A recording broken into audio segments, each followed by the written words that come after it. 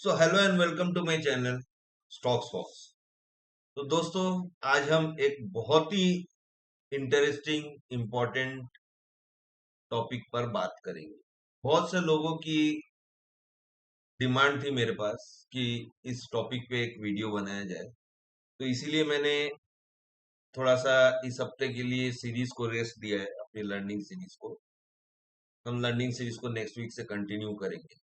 तो हम इस हफ्ते इस टॉपिक पे, जो ये हॉट टॉपिक चल रहा है कि भाई उधर से ट्रम्प टैरिफ इम्पोज कर रहा है चाइना पे, उधर से चाइना ट्रम्प पे टैरिफ रिटेलिएट कर रहा है। तो देखिए, पहले के जमाने में तलवार, ढाल तलवार, तीर कमान लेके युद्ध होता था, फिर गोली बंदूक से। अब ऐसा सिस्टम आ गया कि इकोनॉमिकल वार, किसी की इकोनॉमी को तोड़ दो, कंट्री खत्म। और ये वार बहुत ही ज्यादा खतरनाक वार है। तो इससे क्या फर्क पड़ेगा? सबसे पहले ये चीज जान लेते हैं कि जो टैरिफ बढ़ रहा है, इससे स्टॉक मार्केट गिर रहा है, लोग चिल्ला रहे हैं भाई इकोनॉमी खराब हो जाएगी, क्या होगा। तो सबसे पहले इस चीज को थोड़ा सा समराइज करके मैं छोटे शब्दों में आपको बता देता हूँ। क्या होता है, देखिए, एक एग्जाम्पल के साथ आपको बता। सपोज आप एक चाय का दुकान चलाते हैं, सपोज फॉर एग्जाम्पल। अब चाय में क्या लगता है? चीनी लगेगा, दूध लगेगा, चाय पत्ती लगेगा। अब आप सपोज सपोज कीजिए, मिलने को तो तीनों एक जगह मिल सकती है, लेकिन सपोज करते हैं कि चीनी आप एक दूसरे दुकान से ले रहे हैं, चाय पत्ती किसी और दुकान से ले रहे हैं, और दूध कहीं और से ले रहे हैं। अब मान लीजिए कि तीनों में से एक चीज आपको नहीं मिले। सपोज करते चीनी नहीं मिले, आपको चीनी ज्यादा रेट में मिल रहा है, आपको कॉस्टिंग में नहीं आ रहा है सपोज। तो आप बिना चीनी के अगर बेचेंगे चाय, तो भाई जो बिना चीनी में पीने वाले हैं वो तो ले लेंगे चाय, लेकिन जो चीनी के साथ चाय पीते हैं वो आपकी चाय नहीं पिएंगे। अब मान लीजिए दूध नहीं मिले, तो जो रोटी पीते हैं वो तो ले लेंगे, लेकिन जो दूध वाली चाय पीते हैं वो नहीं पिएंगे। तो आपका कस्टमर डिस्टर्ब हुआ ना, आपका बिजनेस हैम्पर हुआ। तो यही फर्क पड़ता है देशों में भी, कि एक इंपोर्ट और एक्सपोर्ट हो रहा है। जैसे एक सपोज 100 रुपए की चीज आप अमेरिका में बेच रहे हैं। अब मान लीजिए अमेरिका पहले 10% टैरिफ लगाता था, तो इंडिया से जो चीज 100 रुपए में चला है, वो चीज अमेरिका में जाके 110 रुपए में बिकती है, सपोज। हाँ, अब उसको बढ़ा दिया इंडिया पे 26%। अब वो 126 रुपए महंगा हो गया चीज। तो भाई नेचुरल चीज है, लोग उसको कम खरीदेंगे। भाई इनकम तो सेम ही रहेगा ना इंसान का, वहां पे भी। तो नेचुरल सी चीज है, लोग कम खरीदेंगे या कोई सस्ता ऑप्शन खोजेंगे। तो यही इम्पैक्ट पड़ता है। क्या होता है, सप्लाई चेन जो है ना, हर चीज एक चेन से जुड़ा हुआ है। ये सप्लाई भी जो होता है ना सामान, कि भाई हमने ये दिया, आपने ये दिया, ऐसे करके एक सप्लाई चेन बना हुआ है पूरे वर्ल्ड में, वो डिसरप्ट होता है। तो अगर डिसरप्ट होगा तो पूरे वर्ल्ड का होगा, और इसमें यूएस भी बराबर इम्पैक्ट होगा। और बराबर क्या, सबसे ज्यादा इम्पैक्ट यूएस ही होगा इसमें। ये जो चाइना भी टैरिफ बढ़ा रहे हैं, उसका भी तरीका मैं आपको बताऊंगा आखिरी में। ध्यान से सुनिएगा, वीडियो को आखिरी तक सुनिएगा, तो मैं बताऊंगा आपको क्या चाइना इतनी हिम्मत है कैसे, वो भी आपको बताऊंगा। तो चलिए हम आगे बढ़ते हैं थोड़ा सा, कि ये खेल आखिर है क्या, क्यों। हमारा मेन टॉपिक क्या है? Why US is imposing tariff, क्यों कर रहा है ये, उसकी ऐसी क्या मजबूरी आ पड़ी कि भैया वो टैरिफ इम्पोज कर रहा है। तो चलिए, सबसे बड़ा चीज हम अभी एक चीज देखते हैं, एक साइट वेबसाइट देखते। हम एक वेबसाइट देखते, देखिए, ये वेबसाइट को देखिए। ये बता रहा है आपको, ये कोई प्राइवेट ही वेबसाइट है, गवर्नमेंट का नहीं है, फिर भी एक आइडिया के लिए मैंने लिया है इसको कि यूएस का डेप्थ कितना बढ़ रहा है। देखिए ये जो है ना, ये यूएस का डेप्थ है, ये है यूएस का डेप्थ। देखिए हर सेकंड कितनी तेजी से मूव कर रहा है, हर सेकंड कितनी तेजी से मूव कर रहा है, ये देख रहे हैं आप। तो ये कितना है, ये ऑलमोस्ट है 36.7 trillion dollars, 36.7 trillion dollars. India की इकोनॉमी से ऑलमोस्ट 7 गुना ज्यादा, ऑलमोस्ट। तो आप सोच सकते हैं इतना यूएस के ऊपर कर्ज है, ये इकोनॉमी नहीं कर्ज है। अब क्या चीज है, देखिए कहानी कहाँ बन रही है। अब चलिए हम थोड़ा सा यहाँ पे देखते हैं। ये जो चीज है ना, ये गवर्नमेंट की, ये गवर्नमेंट केस है। एक मिनट, हाँ, ये जो है डेटा, ये यूएस के गवर्नमेंट की साइट से, देखिए ये साइट भी लिखा हुआ है, आप चेक कर सकते हैं इसमें। तो इसमें क्या बता रहा है, ये बता रहा है कि इसमें यूएस का फिस्कल डेफिसिट कितना है और प्रोजेक्टेड कितना हो रहा है। तो यूएस का देखिए, ये देखिए टोटल डेफिसिट 94 से 23 तक के 3.7 डेफिसिट था। फिर 23 में एक्चुअल अभी बढ़ा है 6.2, 24 के एंड में 5.6, थोड़ा कम हुआ। फिर ये 6.1, 34 में 6.1, एक्चुअल इतना। ये धीरे धीरे बढ़ रहा है। अब देखिए फिगर्स में देखिए, यहाँ कम हुआ, यहाँ पे बढ़ रहा है। अब देखिए डेप्ट held by public at the end of each period, देखिए फिगर्स में देखिए एक्चुअल यहाँ पे 2034 तक कितना बड़ा फिगर हो जाएगा। तो ये है इनकी चिंता का कारण कि भाई इन पे लगातार डेप्थ जो है, धार जो है, मैं अभी और डेटा आपको दिखाऊंगा कि कैसे इनका डेप्थ कितनी तेजी से बढ़ रहा है। तो ये इनका डेप्थ है, इनका दूसरे देशों से उधार लिया हुआ है। दूसरे देश नहीं बोलूंगा, पब्लिक से भी लिया है, दूसरे देशों से भी लिया है। तो ये इनका उधार है। अब हमको देखना है कि चाइना का एस्पेक्ट क्या है।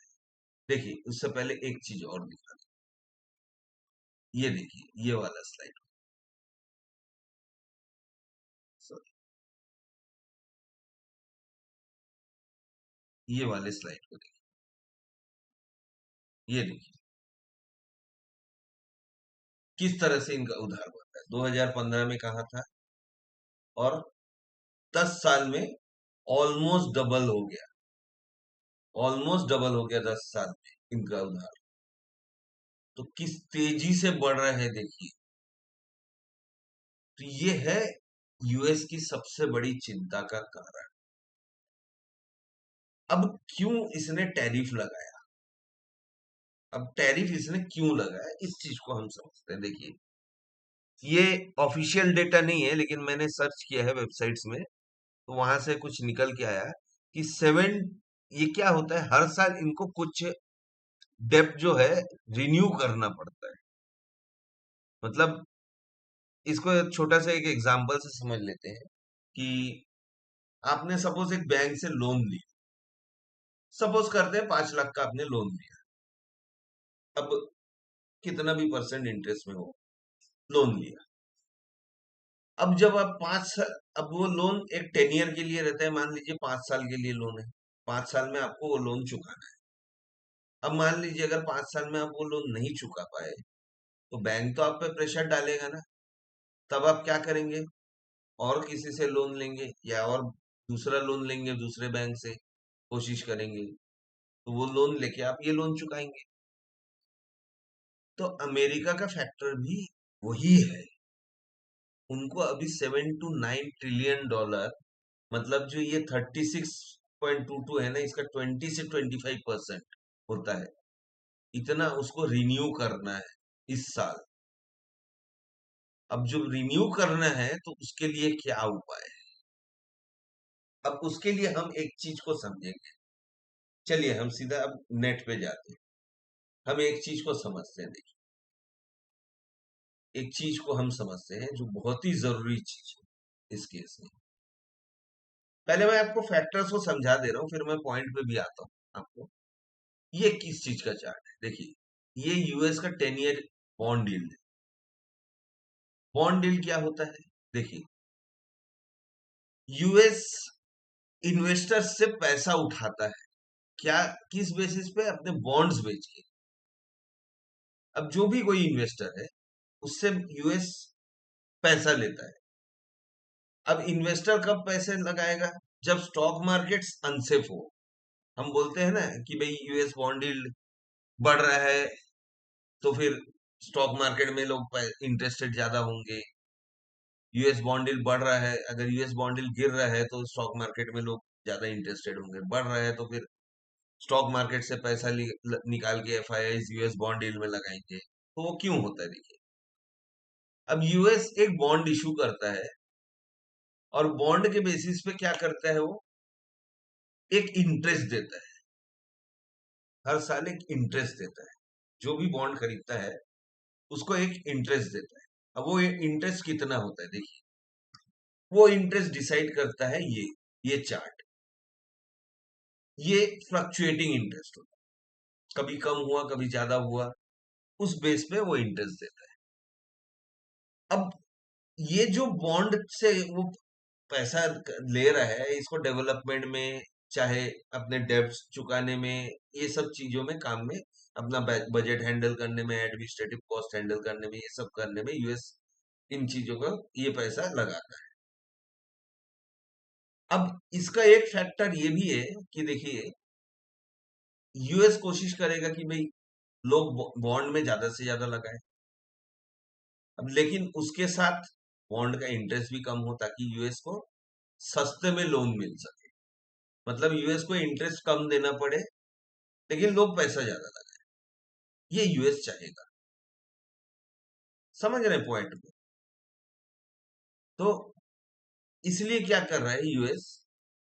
स्टॉक मार्केट को गिराने की कोशिश कर रहा है। भाई स्टॉक मार्केट गिर रहा है तो लोग यहाँ पे घुस रहे हैं बॉन्ड में, लेकिन वहां पे क्या कर रहा है? बीच बीच में वॉलेटिलिटी ला रहे हैं। अब वहां पे क्या हो रहा है? लोग कुछ निकल रहे हैं, कुछ घुस रहे हैं, ऐसे करके ऊपर नीचे हो रहा है। लेकिन यहाँ पे फैक्टर क्या हो जा रहा है? यूएस कहाँ ट्रैप हो रहा है? ये देखिए, ये बॉन्ड डील यहां से लगातार बढ़ रहा है। यहां तक गिरा था, उसके बाद यहां से लगातार देखिए कितना बढ़ रहा है, बड़े बड़े कैंडल मार के ऊपर की तरफ जा रहा है। तो ये हो गया यूएस के लिए नुकसान, कि भाई उसको इंटरेस्ट ज्यादा देना पड़ेगा। तो उम्मीद करता हूँ बॉन्ड डील का कंसेप्ट आप लोग समझ गए होंगे। अब इससे क्या फर्क पड़ता है? इससे उसका डॉलर कमजोर, जो हमको यहां दिखेगा। देखिए, हर चीज लिंक्ड है, ध्यान दीजिएगा। ये देखिए, आपको एक चीज, आपको यहाँ पे एक मैजिक दिखा। डोनाल्ड ट्रंप ने टैरिफ कब अनाउंस किया था? 2 तारीख, 2 अप्रैल। ठीक है, ये देखिए, ये 2 अप्रैल से यहां तक यूएस डॉलर इंडेक्स बढ़ने की कोशिश किया। ये 2 अप्रैल से देखिए कितनी बुरी तरह से गिर रहा है। थोड़ा सा कोशिश किया था उसने बीच में, लेकिन अब देखिए बुरी तरीके से गिर रहा है। ये बुरी तरीके से गिर रहा है। अब जनरली क्या होता है, यहाँ पे 105 के ऊपर चले जाए तो बोलते हैं कि भाई हमारे लिए, इंडिया के लिए 105 के ऊपर जाना खराब होता है, क्योंकि हमारे डॉलर का प्राइस बढ़ जाता है, हमारे रुपये की वैल्यू घट जाती है। और अगर ये 95 पे आ गया, सपोज 95 अगर इसने टच कर लिया, तो एफआईआई के लिए दूसरा मार्केट खोजना जरूरी हो जाएगा, क्योंकि यूएस का डॉलर इंडेक्स बहुत कमजोर हो जाता है। दूसरे करेंसीज, ये ये जो डॉलर इंडेक्स है ना, ये पूरे ग्लोबल का है, ये हर करेंसी का है, ये यूएस का पर्टिकुलर डॉलर इंडेक्स। हम जो डॉलर देखते हैं ना, 85 रुपए, 86 रुपए, 87 रुपए ऐसे जो जा रहा है ना, वो हमारा इंडिया के कंपैरिजन, डॉलर के कंपैरिजन, तो ये ग्लोबल डॉलर। तो यहां से क्या हो रहा है, ये 95 हो जाएगा ना, तो एफआई तो छप्पड़ फाड़ के इमर्जिंग मार्केट्स खोजेंगे, लगाएंगे। अब इमर्जिंग मार्केट में तो अभी फिलहाल मेरी नजर में तो दो ही दिख रहे हैं, ब्राजील और इंडिया। अब बाकी उनकी मर्जी। तो ये हो गया इसका खेल। अब उम्मीद करता हूँ यहां तक आपने समझा है, तो आपको ये समझ में आ गया होगा कि टैरिफ वो इम्पोज क्यों कर रहा है। अब एक और फैक्टर देखिए, अब उसने टैरिफ इम्पोज कर दिया, बढ़ा दिया, ठीक है, यूएस ने। तो भाई नेचुरल चीज है कि जो दूसरी कंट्रीज एक्सपोर्ट करेगी, उसके लिए उसको एक टैरिफ एक्स्ट्रा देना पड़ेगा। तो वो भी यूएस की इनकम है, उससे भी वो अपना कुछ इनकम करके डेप्ट कवर कर लेगा। तो यूएस का कंप्लीट प्लान सिनेरियो ये है कि भाई मैं किसी तरीके से थोड़ा सा अपना इनकम बढ़ाऊं, ताकि मैं अपनी उधारी को कम कर सकूं। तो ये प्लान उसका है।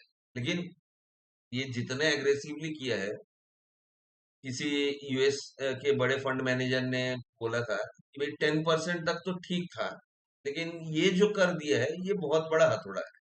अब इससे क्या होगा, देखिए यूएस में महंगाई बढ़ जाएगी, महंगाई बढ़ेगी तो कंजम्पशन कम हो जाएगा, कंजम्पशन कम होगा तो फिर प्रोडक्शन कम हो जाएगा। अब प्रोडक्शन कम हो गया, मैन्युफैक्चरिंग इंडेक्स डाउन होगा। हाँ, मैन्युफैक्चरिंग इंडेक्स डाउन हुआ तो जॉब कट्स होंगे। भाई लोगों लोगों को बिजनेस, कंपनीज को बिजनेस नहीं मिलेगा तो लोगों को इतना जॉब थोड़ी देंगे, जॉब कट्स होंगे। ऐसे में धीरे धीरे यूएस चले जाएगा रिसेशन, ऐसे में धीरे धीरे यूएस चले जाएगा रिसेशन। तो ये यूएस के लिए ज्यादा खतरा, इसीलिए। अब भाई ट्रम्प साहब को किसने क्या दिमाग दिया है वो तो वही जाने। हाँ, लेकिन यूएस, इंडिया के तो छोड़ दीजिए, बाकी देशों के छोड़ दीजिए, यूएस के भी लोग, बहुत से बड़े बड़े इकोनॉमिस्ट लोग बोल रहे हैं बहुत गलत डिसीजन था। अब ऑल दो ट्रम्प बोल रहे हैं बिलीव इन ट्रम्प और ये सब बोले जा रहे हैं, वो डायलॉग बाजी करे जा रहे हैं, लेकिन अब पता नहीं, देखिए आगे आगे क्या होता है। अभी तो फिलहाल उन्होंने 90 डेज का पॉज लगाया, जिसमें मार्केट थोड़ा खुश हो रहा है, लेकिन अब वो 90 डेज में क्या होगा क्या नहीं होगा वो तो आगे वक्त ही बताएगा। क्योंकि भाई आजकल एक बहुत बड़ा मूड, बहुत बड़ा इंडेक्स चल रहा है, टीएमआई, ट्रम्प मूड इंडेक्स। कब भैया जी का मूड बदल जाए, कब क्या लगा दे, कोई भरोसा नहीं था। इस इंसान का कोई भरोसा मत, वो कब किस मूड में आ जाए बोलना मुश्किल है। अभी आप सामने एग्जाम्पल्स ही देख रहे हैं। तो चलिए हम एक और चीज को देखें, ये टैरिफ को उसने लगाया कैसे। ये जो कैलकुलेट किया है ना, ये इंडिया पे 26%, चाइना पे 34%, ये जो लगाते गया है। हम अब चाइना का एग्जाम्पल ही देखते हैं, अब चाइना को हम फील्ड में ले आते हैं। यूएस में तो बात कर लिए, अब हम चाइना को भी ले आते हैं। तो चलिए इसको हम देखते हैं। ये बड़ा, अब इसको देख के इसको मैं एक्सप्लेन कर रहा हूँ, तो आप लोग को हंसी बड़ी आएगी। मैंने इसीलिए एक स्माइली लगा के रखा है। और अगर थोड़ी सी भी हंसी आए तो एक कमेंट जरूर कीजिएगा कि आपके दिल से क्या निकला इसको देख के। देखिए, ये जो दिया हुआ है ना, ये जो दिया हुआ है, ये है फॉर्मूला जिससे ट्रंप ने निकाला इसका टैरिफ। हर कंट्री का इसने टैरिफ निकाला। अब ये फॉर्मूला को अगर आप देखेंगे सिर्फ, आप बोलेंगे भैया ये तो बहुत बड़ा कॉम्प्लिकेटेड चीज है, ये तो समझ में ही नहीं आ रहा है, ये समझ में ही नहीं आ रहा है, ये बहुत कुछ, ये इलास्टिसिटी ऑफ इंपोर्ट, ये वो ऐसा करके मैंने बनाया, ये बनाया। कुछ नहीं है साहब, मैं आपको बता रहा हूँ, सिंपल कैलकुलेशन करके देखिएगा। इसने क्या किया है, यूएस चाइना को 438 बिलियन इंपोर्ट करता है। यूएस सॉरी चाइना से 438 बिलियन इंपोर्ट करता है, मतलब चाइना यूएस को 438 बिलियन का एक्सपोर्ट करता है।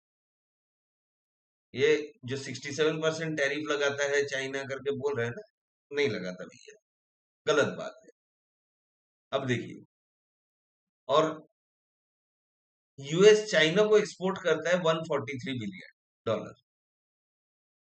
अब इसने क्या कैलकुलेट किया देखिए, 438 मतलब ये वाला फिगर माइनस 143 मतलब ये वाला figure divided by 438 equal to 0.617 आ रहा है, मतलब इंटू 100 कर दो 67% आ रहा है। अब हंसी आई, मतलब किसने दिमाग दिया है इनको, भगवान ही जानता है कि भाई आपको इतना टैरिफ लगा रहे हैं। अब आप बोलोगे यहां तक तो ये सब तो ठीक है, ये दोनों क्या चीज है, ये जो सिंबल बना हुआ है ये दोनों क्या चीज, साहब कुछ भी नहीं है। वो वो एक बेवकूफ बनाने का जरिया है। ये जो है ना ई टाइप का जो बना हुआ है ना, ये 0.25 है, और ये जो वाई टाइप का बना हुआ है ना, ये है 4। तो 0.25 इंटू 4 1 होता है। अब 1 से किसी भी चीज को मल्टीप्लाई करो तो उतना ही आता है जितना उसका वैल्यू। ये हो गया पूरी पिक्चर। तो हंसना मत क्योंकि भाई ये इस टाइप का अप्रोच है इसका। अब इतना बड़ा कॉम्प्लिकेटेड फॉर्मूला दिखा दिया। अब चलिए हम देखते हैं चाइना का क्या किया। देखिए, चाइना अभी जैसे आपको मैंने बताया कि टोटल गुड और एस्टिमेटेड 582.4 बिलियन 2004 में उसने इंपोर्ट किया, एक्सपोर्ट किया।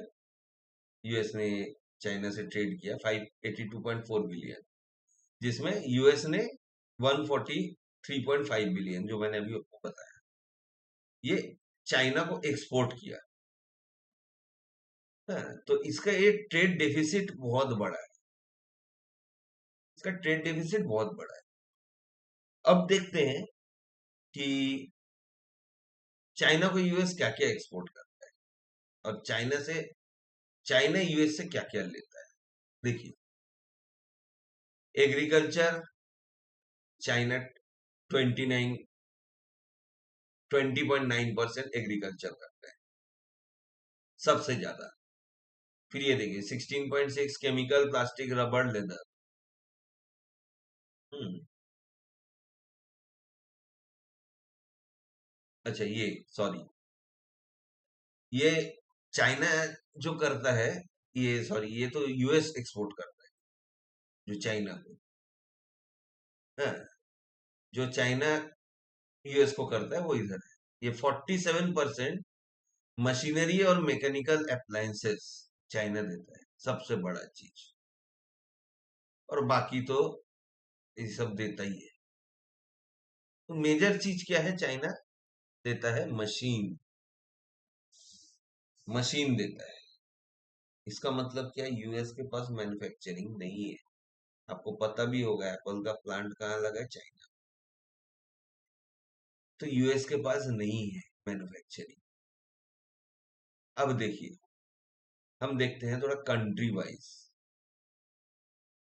वाइज हम देखें। देखिए, सबसे ज्यादा यूएस को एक्सपोर्ट करता है कनाडा, फिर मेक्सिको, फिर चाइना। ये इतना एक्सपोर्ट करता है। अब देखिए, ये यूएस से एक्सपोर्ट होता है चाइना को,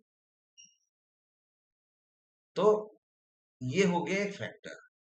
अब देखिए, सबसे ज्यादा एक्सपोर्ट्स 2023 में क्या क्या किया यूएस से। हाँ, surgical instruments, mineral fuels, nuclear reactors, pharmaceuticals, plastics, electrical equipment, vehicles, precious stones, हाँ, एयरक्राफ्ट, स्पेसक्राफ्ट, ये सब एक्सपोर्ट करता है। तो बेसिकली क्या है, चाइना का फैक्टर क्या है कि ये सब वो एक्सपोर्ट कर रहा है। अब चीज क्या हो जाता है, चाइना क्यों इतना हिम्मत में है? देखिए क्या है इसके पीछे लॉजिक क्या है। चाइना को पता है भैया तू जितना भी टैरिफ लगा ले, मैं तो तेरे पास माल भेज दूं। और सीधा सा एग्जांपल, एक छोटा सा एग्जांपल बता रहा हूँ। सिंगापुर पे कम टैरिफ लगा है, चाइना का ट्रेड डील है सिंगापुर के साथ। वो माल बेचेगा सिंगापुर को, सिंगापुर जाके वहां लेके आ जाएगा। तो भैया लग गया ना कम टैरिफ में, काम भी बन गया चाइना का। चाइना भी कम नहीं है दिमाग है, चाइना भी दिमाग कम नहीं है उसके पास। अब चीज क्या है, अब यूएस भी भैया पीछे नहीं हटेगा, वो लगाया जा रहा है चाइना पे। अब ये तो भाई अभी जो सिचुएशन है वो तो जिद की बात आ गई। अब वो जिद की बात आ गई। अब आप एक एग्जांपल मैं आपको देता हूँ। आपने सब्जी बाजार में कभी देखा है दो सांड की लड़ाई होती है? जब दो सांड की लड़ाई होती है ना, ना कोई बीच में नहीं आता उसके, क्योंकि जो बीच में आएगा वो मरेगा पक्का। तो यहाँ भी वही दो सांड की लड़ाई हो रही है। अब होता क्या है इसमें, अब देखना है, सांड की लड़ाई हो रही है, फियर्स बैटल चल रहा है सांड का। आप लोगों ने देखा भी होगा, नहीं है तो यूट्यूब में देख लीजिएगा, नहीं देखा तो कभी लाइव। तो बहुत ही खतरनाक लड़ाई चल रहा है। तो बेचारा सब्जी वाले का सब्जी उब्जी रखे रहता है, दो चार कुचल देता है, बहुत सारे कुचल देता है, सब्जी की दुकान खराब कर देता है, दो चार दुकान में कुछ तोड़ फोड़ कर देता है, कर कुरा के अपना लड़के दोनों चल देते हैं अपने अपने रास्ते। बाद में सब्जी वाला ऐसे सर पकड़ के बैठ जाता है, मेरा नुकसान हो गया। तो बाकी देश क्या है, सब्जी वाले जैसे लड़ रहे हैं, कौन, दो साइड। तो एग्जाम्पल हुई। अब देखिए, अब चीज क्या है, पहला हमने चीज समझा यूएस ने क्यों इम्पोज किया, दूसरा हमने चीज समझा चाइना इतना दबंग कैसे है। अब बाकी कंट्रीज क्यों नहीं घुस रही है, भाई उनको बहुत ज्यादा फर्क नहीं पड़ रहा है। जैसे इंडिया, हमारे इंडिया का ही ले लीजिए, इंडिया को बहुत ज्यादा फर्क नहीं पड़ रहा है जीडीपी में। हाँ, ये शॉर्ट टर्म इफेक्ट तो सब पे पड़ेगा, सप्लाई चेन डिस्टर्ब होगा तो शॉर्ट टर्म इम्पैक्ट सब पे पड़ेगा। कोई देश ऐसा अछूता नहीं रहेगा जिसपे इफेक्ट नहीं पड़ेगा, पूरा वर्ल्ड का में पड़ेगा। लेकिन ये शॉर्ट टर्म रहेगा। अब भाई देखिए, जैसे मैंने आपको वो चाय का दुकान का एग्जांपल, अब चीनी आपको मिलना एक दुकान से बंद हो गया, तो क्या आप चीनी लाना ही बंद कर दोगे? वो दुकान वाला नहीं दे रहा, दूसरी दुकान खोजोगे ना। तो नेचुरल सी चीज है, कंट्रीज भी, जो कंट्रीज इफेक्टेड होंगी वो दूसरी दुकान खोजेगी, जहां दूसरा कस्टमर खोजेगी भैया, हम उसको माल बेच पाए। अब देखिए चीज क्या है, सबसे बड़ा फैक्टर, अभी जो चाइना, अभी जो ट्रम्प को एक चिंता सता रही है, वो ये है कि चाइना अपनी ट्रेजरीज डंप कर रहा है। अब जो चीज है, यहां से आप चीज को समझिए। देखिए, हर कंट्री कुछ ना कुछ, अभी आपको बॉन्ड, यूएस बॉन्ड समझा है ना, तो यूएस की बॉन्ड, जो ट्रेजरीज हम बोल रहे हैं ना, यूएस की बॉन्ड्स में इन्वेस्ट करती है। अब जब ये कंट्रीज इन्वेस्ट कर रही है बॉन्ड्स में, तो चाइना बीच बीच में भी न्यूक्लियर वार का, न्यूक्लियर वार मतलब न्यूक्लियर बॉम्ब वाला नहीं है, पहले ही मैं बता दे रहा हूँ, वो बॉम्ब वाला नहीं, ये ट्रेड का न्यूक्लियर वार बोलिए। अब चाइना धमकी दे रहा है भैया, हम, तुम अगर ऐसी टैरिफ बढ़ाओगे, हम जितना इन्वेस्ट किए तुम्हारे बॉन्ड में उसको डंप कर देंगे। डंप कर देंगे मतलब क्या, बेचना शुरू कर देंगे। अब वो कर रहे हैं कि नहीं वो भी फैक्टर है, वो कैसे पता चलेगा हम, अभी जो आपने यहाँ देखा ना बॉन्ड का, मैंने आपको बॉन्ड की चार्ट दिखाई ना, ये ये देखिए, जब भी बॉन्ड बेचना चालू करे ना कोई, तो यहाँ पे प्राइस बढ़ता है, क्योंकि इंटरेस्ट का रेट बढ़ रहा है। जैसे नॉर्मली क्या होता है, स्टॉक्स में अगर कोई बेचना चालू करे तो वो प्राइस गिरता है, लेकिन यहाँ थोड़ा सा उल्टा होता है, इनवर्स है। अगर खरीदना चालू करे, मतलब ये भी सेम चीज है, डिमांड सप्लाई वाला खेल। ये डिमांड सप्लाई है। देखिए, बॉन्ड्स की डिमांड अगर बढ़ जाएगी ना और सप्लाई कम होगा तो इसके इंटरेस्ट बढ़ जाएंगे, और सप्लाई अगर बढ़ जाएगी, डिमांड कम हो गया तो इंटरेस्ट गिर जाएंगे। तो वही फैक्टर होता है। अभी क्या हो रहा है, ये डम कर रहे हैं तो फिर सेलिंग हो रही है, और ये सीधा सीधा चढ़ रहा है। तो सब लोग, इकोनॉमिस्ट लोग डाउट कर रहे हैं कि भाई कहीं ऐसा तो नहीं है कि चाइना ने डम करना चालू कर दिया। क्यों? फैक्टर क्या है इसके पीछे? ये रीजन है, देखिए। सबसे ज्यादा चाइना, जापान ने इन्वेस्ट कर रखा है बॉन्ड्स में, और सेकंड है चाइना। हमारा इंडिया बहुत पीछे, ये देखिए, हमारा इंडिया बहुत नीचे। सिंगापुर, हांगकांग सिंगापुर के बाद है। तो चाइना के पास कितना है अभी? ये बिलियन डॉलर में ना, ये फिगर्स जो दिए।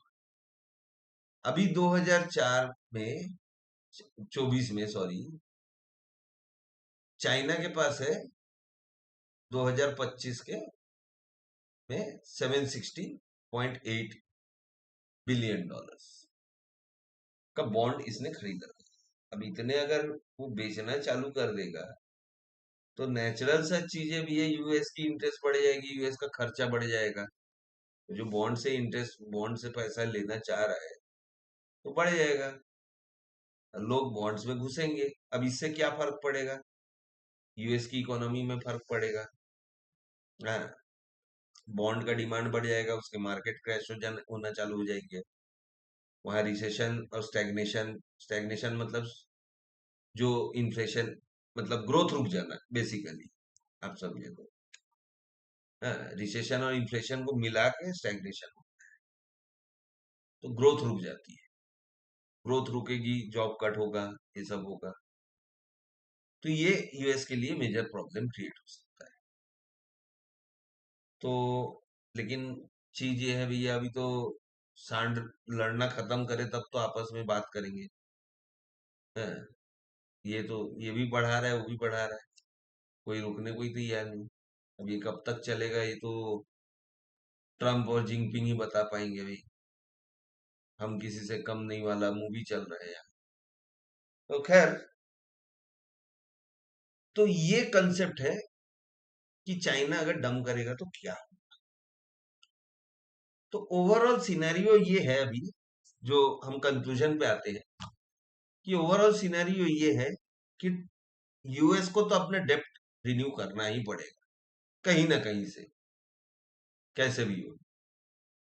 अब वो इसीलिए क्या कर रहे हैं, ये प्रेशर क्रिएट कर रहे हैं। अब ये प्रेशर क्रिएट करने के बाद में क्या रिजल्ट होगा, यूएस रिसेशन में आएगा, ये तो समय ही बताएगा। अब ये जैसे पॉज कर दिया, हो सकता है कोई अच्छी डील, नेगोशिएशन में डील्स निकल के आ जाए, हमारे इंडिया के लिए भी अच्छा कुछ हो जाए। हाँ, अब पता नहीं चाइना के लिए क्या होगा, क्योंकि चाइना को उसने पॉज में रखा भी नहीं है। हाँ, एक इम्पोर्टेंट चीज, आज एक इम्पोर्टेंट न्यूज अभी आया है, बहुत ही इम्पोर्टेंट न्यूज आया है, वो मैं आपको इसी वीडियो में शेयर कर दे रहा हूँ कि ट्रम्प ने अभी फोन्स, कंप्यूटर चिप्स और electronic goods related to this, ये सब चीजों से रिलेटेड जो है, इस पे अभी जो रेसिप्रोकल टैरिफ हटा दिया है। तो ये एक शायद आईटी सेक्टर के लिए थोड़ा सा गुड न्यूज बन के आए। मैं कोई रिकमेंडेशन नहीं दे रहा हूँ। तो ओवरऑल सिनेरियो ये है अभी। तो कंक्लूजन यही था कि भाई आगे हमको देखना पड़ेगा, सतर्क रहें, सावधान रहें। बस मेरा मेजर एम यही था कि आपको ये कंसेप्ट को समझाना, कि ये कंसेप्ट क्या हुआ है एक्चुअली। कई लोग ट्रम्प को गालियां दे रहे हैं, कई लोग जिनपिंग को गालियां दे रहे हैं, लेकिन भाई सामने वाले की मजबूरी को भी समझना चाहिए। खैर, वो अलग कंसेप्ट है। अब 10% रहता तो भी बेटर रहता है, संभल के चल पाते। तो ठीक है दोस्तों, आपको अगर अच्छा लगा, हंसी आई थोड़ी सी, तो वो फॉर्मूला पे अगर हंसी आई तो कुछ कमेंट में लिखिएगा। और अगर ये बहुत कुछ मैंने रिसर्च करके ये डेटास निकाले हैं, तो मेहनत बहुत करनी पड़ी है। तो अगर आपको पसंद आए तो थोड़ा सा लाइक करके मोटिवेशन दीजिएगा।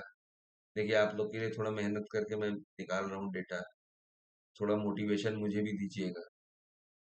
तो ठीक है, थैंक यू। बस इतना ही आज के लिए, थैंक यू।